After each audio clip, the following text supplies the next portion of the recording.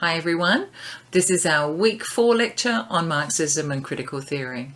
Critical theory is a school of thought that stresses the reflective assessments and critique of society and culture by applying knowledge from the social sciences and the humanities. As a term, critical theory has two meanings with different origins and histories. The first originated in sociology and political philosophy, while the second originated in literary studies and literary theory. In sociology and political philosophy, the term critical theory, or social critical theory, describes a neo-Marxist philosophy of the Frankfurt School, which was developed in Germany in the 1930s. The Frankfurt theorist Max Horkheimer described a theory as critical insofar as it seeks to liberate human beings from the circumstances that enslave them. Frankfurt theorists drew on the critical methods of Karl Marx and Sigmund Freud. Critical theory maintains that ideology is the principal obstacle to human liberation. Critical theory was established as a school of thought primarily by 5 Frankfurt School theoreticians: Herbert Marcuse, Theodor Adorno, Max Horkheimer, Walter Benjamin, and Erich Fromm. Modern critical theory has additionally been influenced by Georgy Lukács and Antonio Gramsci, as well as the second-generation Frankfurt School scholars, such as Jürgen Habermas. In Habermas's work, critical theory transcended its theoretical roots in German idealism, and progressed closer to American pragmatism. Concern for social base and superstructure is one of the remaining Marxist philosophical concepts in much of the contemporary critical theory. While critical theorists have been frequently defined as Marxist intellectuals, their tendency to denounce some Marxist concepts and to combine Marxian analysis with other sociological and philosophical traditions has resulted in accusations of revisionism by classical, orthodox, and analytical Marxists, and by Marxist-Leninist philosophers. Martin J. has stated that the first generation of critical theory is best understood as not promoting a specific philosophical agenda or a specific ideology, but as a gadfly of other systems. In literary studies and literary theory, the term critical theory, or literary critical theory, refers to theories of literary criticism. Today I'm going to be talking about Marxism after Marx's death in 1883. As I said in week 2, Karl Marx is one of those huge figures in human history, likened to Jesus and Muhammad, and rather like the religions that followed in their wake, Marxism after Marx's death splintered into many different types of Marxism, many of them antagonistic to each other. According to David English, this diversity of uses of his ideas and the different directions for them can be at least partly attributed to the fact that Marx wanted his ideas to lead to practical outcomes. He wanted the working class to struggle against what he saw as all the things that were wrong with capitalism: the exploitation of the workers, the alienation of the workers from their work and from themselves. Remember, Marx was contemptuous of philosophy, which he regarded as merely explaining the world, whereas he wanted to change the world. So for Marx, theory was a guide to action. By diagnosing the capitalist system to understand how it worked, he could then figure out how it could be changed, and that was really Marx's aim. The fracturing of Marxism ended up in 2 major divisions, Eastern and Western.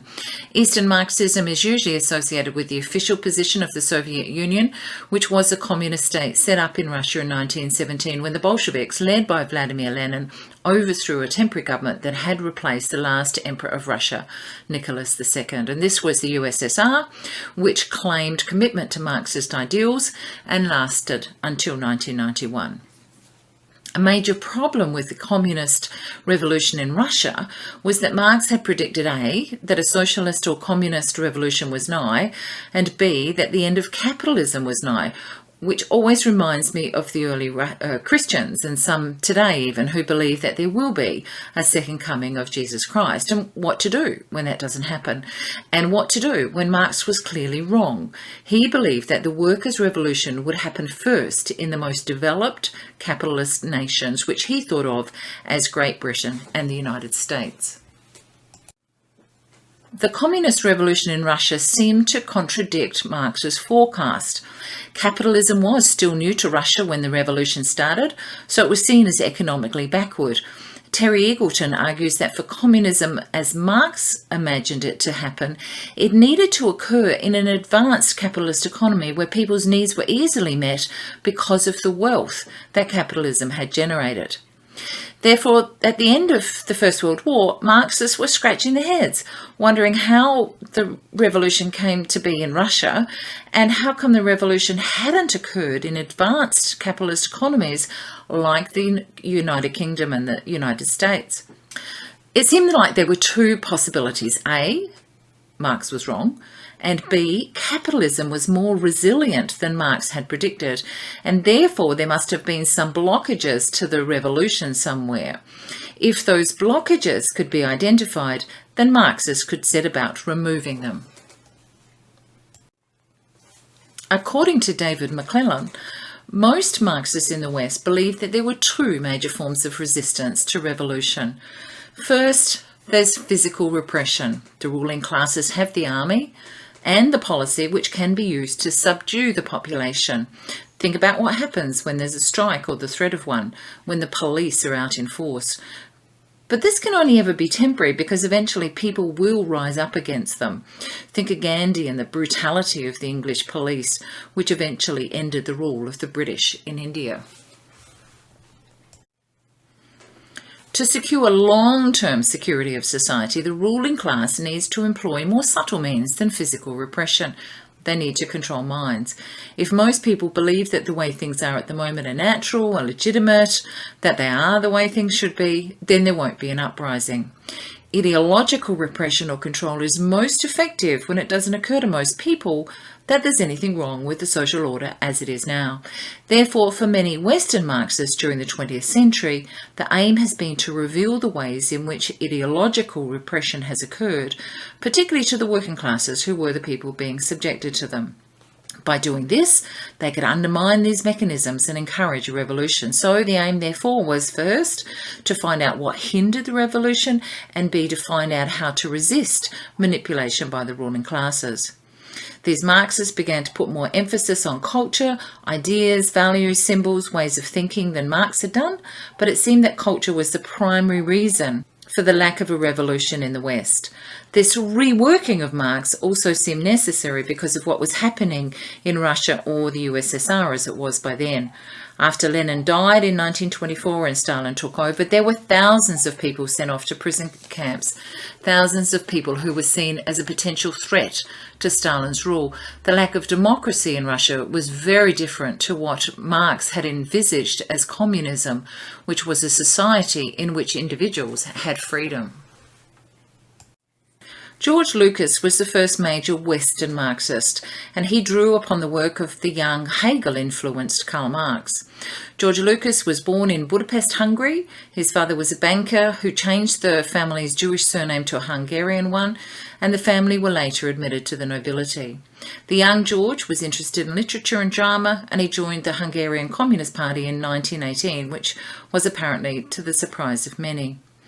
One of Lucas's central ideas was that of a social totality, how every single part of a society is completely interrelated with other parts. Therefore, change in one part has ramifications for all the other parts.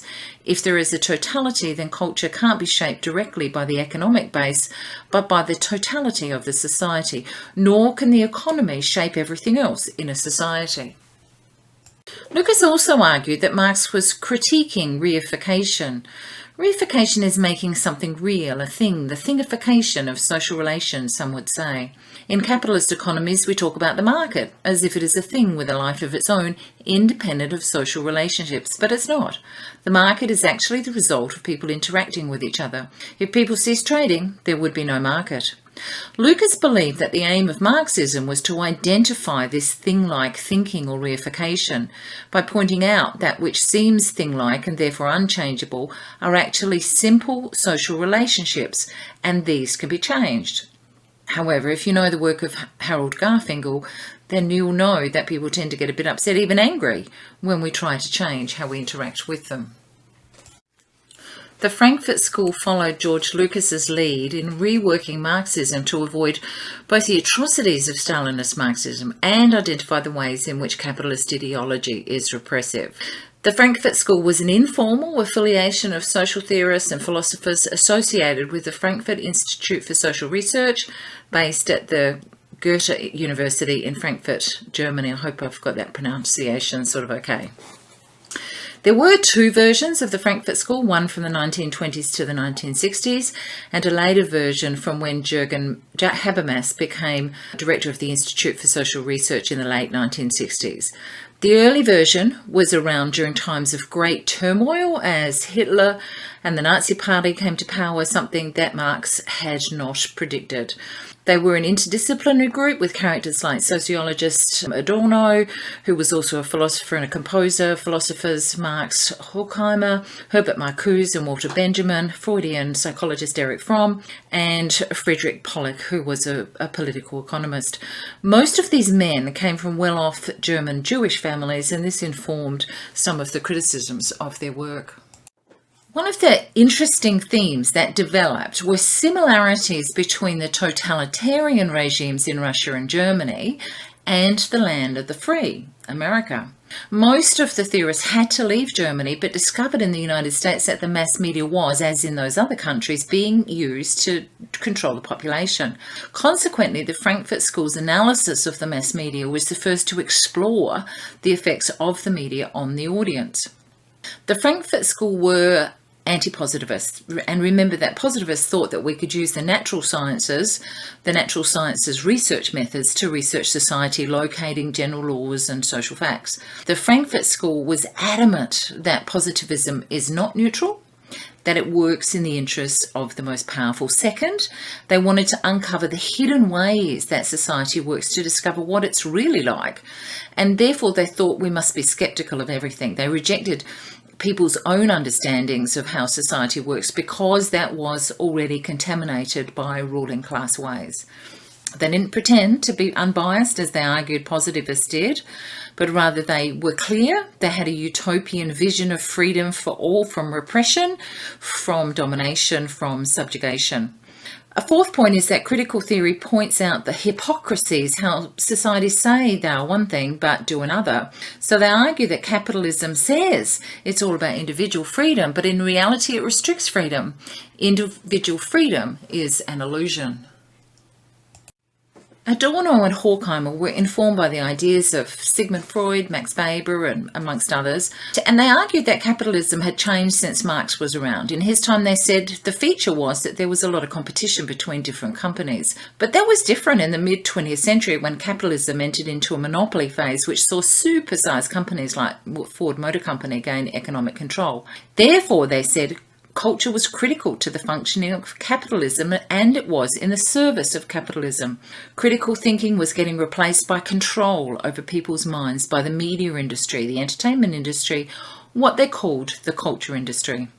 The gigantic media corporations produce the media, films, television, newspaper, magazines, and they produce that for the majority of the population to consume. And therefore, they have a monopoly over the culture. And just think in Australia at the moment about the conversation around Murdoch.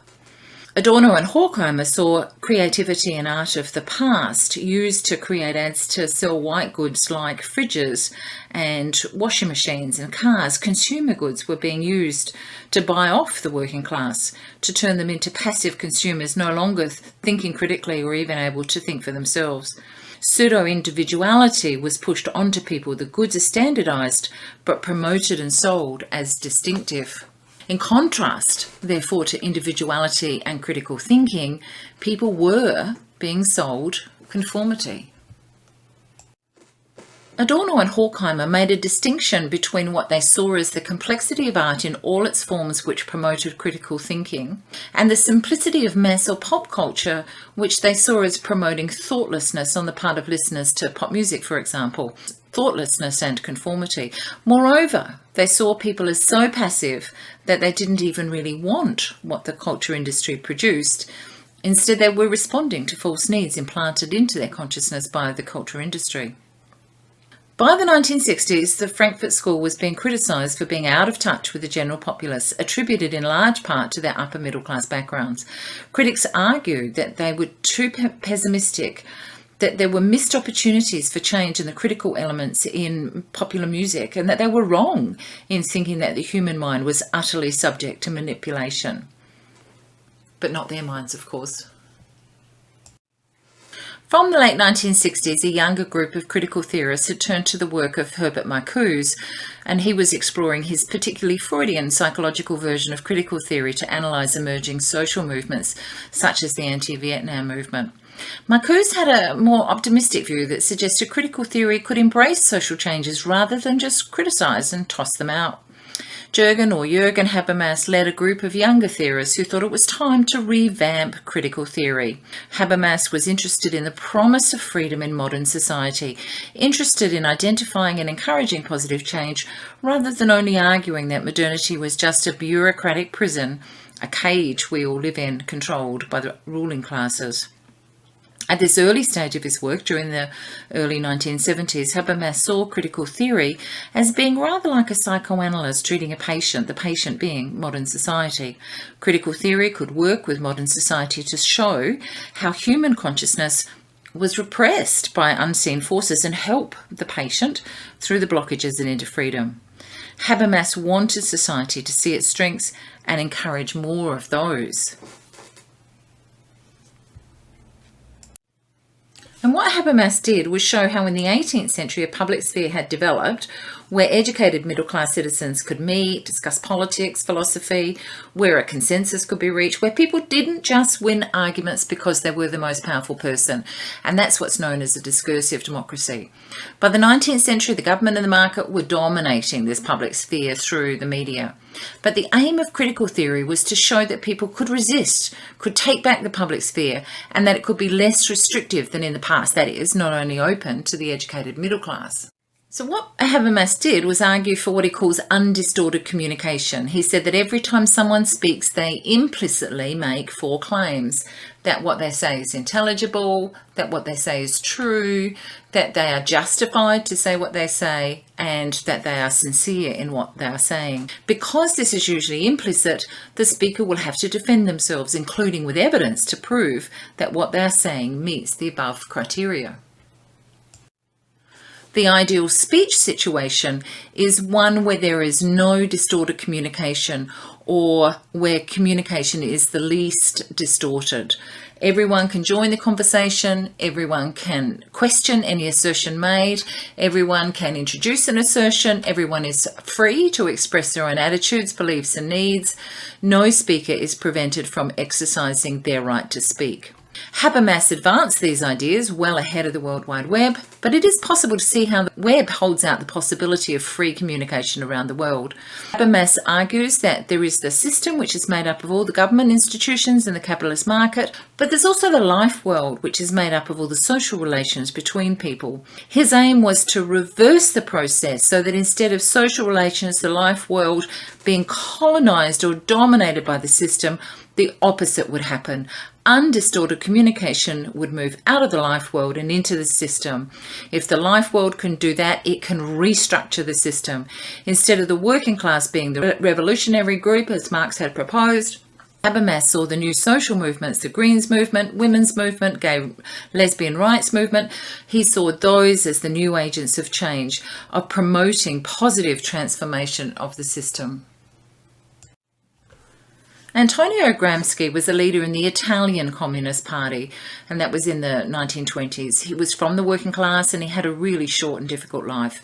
He'd begun work at the age of 11. He worked 10 hours a day while his father was in prison for embezzlement.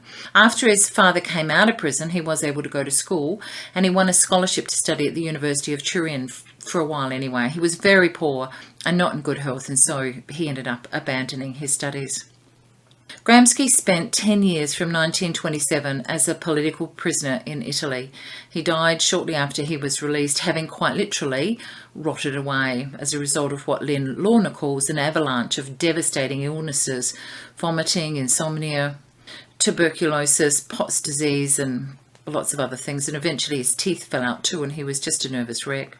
Despite these physical devastations. While he was in prison, Gramsci continued to read and write and think, and he did this on tiny squares of paper, every inch of which was crowded with this minute, perfect calligraphy, and I think I'm using the words of Lynn Lorna there. In 1947, these writings were published, and Gramsci's reputation as a major Marxist theoretician was established in Italy as well as internationally. Gramsci saw human life as the clash between conflicting views of the world, of what human beings are like and how society is and should be. He was interested in the idea of mental warfare, how the ruling classes impose their worldviews on subordinate classes, but also how subordinate classes resist this and cultivate their own visions of society, which can help to change things.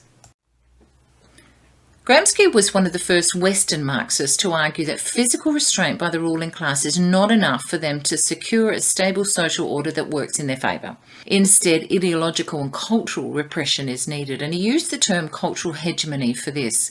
The word hegemony is Greek in origin, and it means an indirect influence, control or rule by one group over another. Rather than direct rule by military force, it refers to rule by the threat of force or more subtle means, like knowing you can't be a whistleblower and still keep your job. Gramsci took the word hegemony and applied it culturally to the idea that the one social class, the bourgeoisie or middle class, can dominate in civil society socially as well as politically by normalising their values and mores. Thus, the bourgeoisie become the ruling class. The idea has now been applied more widely, for example, to the cultural dominance of America and to a particular type of masculinity which continues to subordinate women. However, ruling class hegemony is always fragile. Gramsci suggests an empirical approach to investigate where the cracks are appearing. For example, prolonged periods of unemployment will likely make the working classes sceptical of what the bosses and the government says. Therefore, counter-hegemonic forces can happen in unexpected ways, and they can change everything. I have hesitated to include the work of French academic Louis Althusser because, unlike African-American Patricia Hill Collins, I think it matters what people do as well as what they say, and Althusser strangled his wife to death, which is not mentioned in the chapter or the relevant chapter in some textbooks. Althusser did have a long history of suffering from depression and being treated for this by psychiatric analysis and electric shock therapy. He wasn't imprisoned for the murder. He was able to claim mental incompetence. He was, however, confined to a psychiatric facility for 3 years until he was no longer considered a threat to society. He then lived alone, a broken man, in a small flat until his death 10 years after that of his wife's. I suppose it's his intellectual work that I'm interested in and why I've still included him. And his intellectual work was to demonstrate that the Marx of 1844 was not a Marxist, which is despite Marx insisting he wasn't a Marxist anyway. Anyway, Althusser was interested in the relationship between Marx's earlier and later work. He argues that there's a break, an epistemological break in Marx's thinking from 1845, where he overthrows the thinking that history has a purpose, has an endpoint, a telos. Instead, Althusser says that Marx says that revolutions are not inevitable, but rather are exceptional. And remember, the Western Marxists were interested in why the revolution hadn't happened in the West, but had occurred in Russia. Another feature of his thinking was the rejection of economic determinism. Althusser and his colleagues argued that a society is made up of structures or patterns of organisation, of which the economy is only one. Others include ideological, political and scientific practices, and each of these practices has its own way of doing things, its own contradictions and struggles, for example, that between students and university management. And there was conflict between these groups in his time, and therefore each one of the groups makes a contribution to the overall social processes. Althusser was also interested in the Marxist concept of reproduction, which refers to the maintenance of the structures or patterns of social organisation. He argued for repressive state apparatuses, which he saw as the police and the army and the courts of law, and ideological state apparatuses, which he saw as the educational system, family, churches, media, sports club, etc. The repressive state apparatuses use physical force, whereas the ideological state apparatuses get the consent of the populace. We just see that the way that we do things is the way that things are. It's natural. And even though I know that some of those ideological state apparatuses, like the education system, the family and the churches, have also been violent at various points in history as well, and possibly still are. As people are socialised in their families and then go out into the wider world and participate in the rituals of various groups and associations, they get a sense of who they are, their place in society, and what is expected of them. And this process of being called into or hailed into the system is what Artusa calls interpellation. Despite the parade of men in this week's lecture, both Karl Marx and Friedrich Engels argued against the oppression of women. After Marx's death, Engels wrote The Origin of the Family, Private Property and the State, and argued that women's oppression emerged from the rise of the class society and the nuclear family, that is mum, dad and the kids. However, not all Marxists have sought the liberation of women, and some would argue that socialist or Marxist feminism has received short shrift both from feminists and Marxists. Marxist feminists argue the problematic nature of the gendered division of labour. In the capitalist system, there are two types of labour: productive labour, which results in the production of goods and services and has a monetary value, and reproductive labour, which are the things people do to take care of themselves and which don't have a monetary value, so cooking, cleaning and raising children. What Marxist feminists demonstrate is that in capitalist economies, reproductive labour is usually considered women's work, and because there is no monetary value attached to it, it is less valued. Because women's labour is devalued, women are devalued. Therefore, Marxist or socialist feminists believe that capitalism is the source of women's oppression. Except, of course, oppression of women exists outside of capitalism too. I've chosen just three key figures in Marxist feminism, and I'd encourage you to go away and read their work independently. Juliet Mitchell was born in 1940 and in Christchurch, New Zealand, although she did grow up in England. She founded the Centre for Gender Studies at Cambridge University and was very interested in the socialisation of children, particularly the idea that children are socialised into appropriate gender roles. British psychoanalyst Sheila Rowbotham argues that women's oppression is the result of both economic and cultural forces, and that change in both the private and the public spheres is required for the liberation of women. Here she is in 2019, reflecting on her experiences amongst radical left men in 1968, just before the beginning of the women's liberation movement. Well, I'm taking us back to 1968, and towards the end of 1968 I was helping to produce a left paper. I don't know if people have heard of it. It had a strange name because it was called Black Dwarf, which was named after an older radical paper because the figure of the Black Dwarf was seen as a figure of misrule. Anyway, I wrote an article about the position of women within the left at the time in that paper, and I remember feeling at the time I must draw on my experience, what I'd seen. I mustn't draw on what I'd read so much, and so it came out like a boof. And it meant that people sort of responded to that, and I write in it something that was hard to write at the time, but it's very obvious now, I think. I talked about a sense of secondariness, which was communicated in a whole complex of inarticulate attitudes, in smirks, in insecurities, in desperate status differentiation.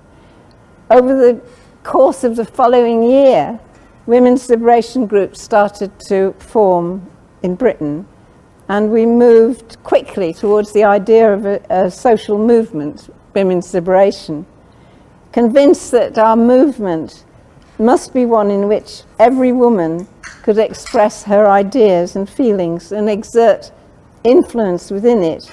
We drew on ideas of direct participatory democracy and on ideas of workers and community control, which were current in the late 1960s and early 70s. And it didn't occur to me at the time to wonder how we came to assume that we needed new forms of organizing, or why we needed to argue about the existing scope of politics.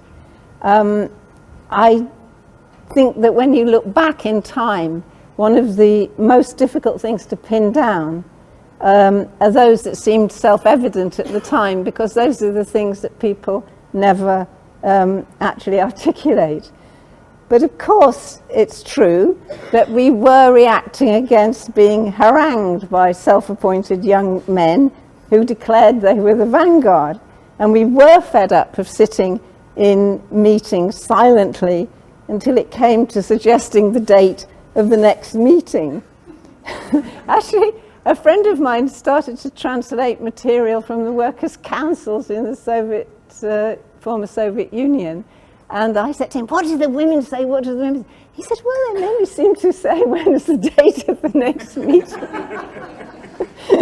We were also, you used to be called birds and chicks. We were irritated by that. But our desire to confer with one another in circumstances of openness wasn't just in reaction. It came about because partly the social changes which had sort of put us there in the first place, and also because of sets of political ideas that were within the culture around us. Prominent American writer and journalist Barbara Ehrenreich has argued for the interconnection between class struggles and women's struggles, and said that all those who want freedom for the working class also need to struggle for the freedom of women. We'll finish the lecture by listening to Barbara, because in 2009 she was pointing out that no matter who owns the means of production, we need to now rethink what we produce and why, because the planet is under threat. I want to say what an honor it is to be with this distinguished group of people, and my job here is to briefly open up very big questions like capitalism versus socialism. Things like that. You have 4 minutes for that question. I want to point out that something wasn't sufficiently noticed is that 2008, which was the year of the global financial meltdown, was also the 160th anniversary of the Communist Manifesto's publication. And who knew that the capitalists were going to celebrate that anniversary by shooting themselves? You know, it's... You know, and I would be, it's always folly to say this is the end of capitalism. Capitalism is, you have to admire it. It's so dynamic, it's so resilient. You know, you push it down, it comes back, it's terrific in that way. And we all know the joke about the Marxist economist who correctly predicted 11 out of the last 3 recessions. You know, so I'm very cautious about it. But it's just, for now, capitalism is not working. It's not working anymore. And, you know, that's why there's suddenly talk of socialism. Suddenly, Obama is being tarred as a socialist. And I say with great respect for the man, and not wishing to hurt his feelings or anything, but Barack Obama is not a socialist, all right? You know, I think, you know, at the very least, what we have to shake off at this moment is the curious religion, and I call it a religion, that Americans have been in the grip of for years, and that is market fundamentalism. The market as a deity that will take care of everything for us, so that we can, you know, eventually all the deserving poor will be wealthy, according to market fundamentalism. Of course, eventually, everything will be okay. Now, that has had the quality of a religious belief in this country without, of course, evidence. But instead of promoting self-reliance as it was advertised to, I think it has fostered a kind of collective passivity in our culture, that you don't really have to worry about so many injustices and so many forms of human misery, because eventually the invisible hand will come down and smooth all brows and everything. Now, see, if that doesn't work, then it seems to me very simply that the alternative to that religious delusion of market fundamentalism is to determine our own destiny as human beings, to realize that there's not something called the market that's going to do it for us. And I'd say that is the essence to me of what the socialist legacy is this idea, very simple idea, that people can get together and figure out solutions to problems together. That you're not waiting for something else to do it for you. That's really, what seems to me so resoundingly inspiring about 19th century socialism and what it leaves to us. But we have a much harder situation than they faced, I think, in the mid-19th century, say, European workers' movements. They thought at that time that industrial capitalism had done this great thing that had potentially eliminated scarcity from the world. Because you could make all this stuff. And the only thing that socialists had to do was take over those means of production and make sure that the stuff got distributed in a better way so that everybody had enough. That was the project of socialism. Now, 160 years later, we can no longer sit back and applaud capitalism for producing unlimited plenty and abundance. In fact, when we look at the world, we have to come to the very sad realization that we are left by capitalism with less than what we started with in many ways.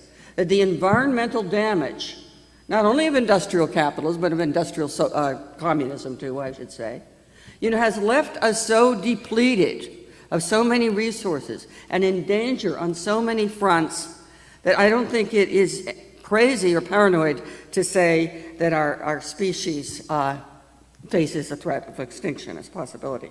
So I'm just going to wind up by saying, leaving you with that,